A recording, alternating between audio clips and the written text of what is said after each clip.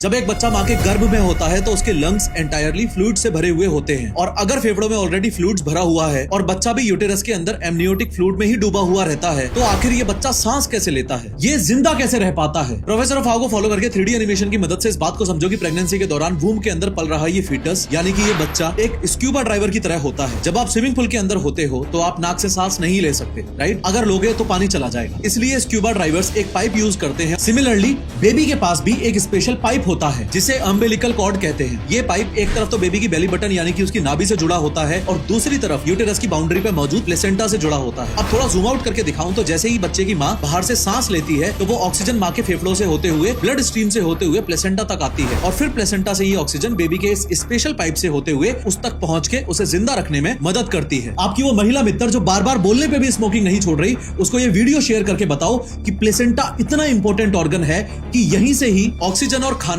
यानी न्यूट्रिएंट्स माँ के ब्लड से निकलकर बच्चे के ब्लड में जाते हैं और बच्चे का कचरा जैसे CO2 एक्सेट्रा माँ के थ्रू बच्चे के शरीर से बाहर आ जाता है। दिक्कत यह है कि स्मोकिंग से प्लेसेंटा जल्दी कैल्सीफाई और वीक यानी कि बूढ़ा हो जाता है। इनफैक्ट कभी कभी तो बेबी और मदर दोनों के लिए डेंजरस प्लेसेंटा एब्रप्शन भी हो जाता है यानी कि टाइम से पहले ही यूटेरस की दीवार से प्लेसेंटा अलग हो जाता है। यही रीजन है कि डॉक्टर्स स्पेशली प्रेगनेंसी के दौरान स्मोकिंग करने के लिए मना करते हैं।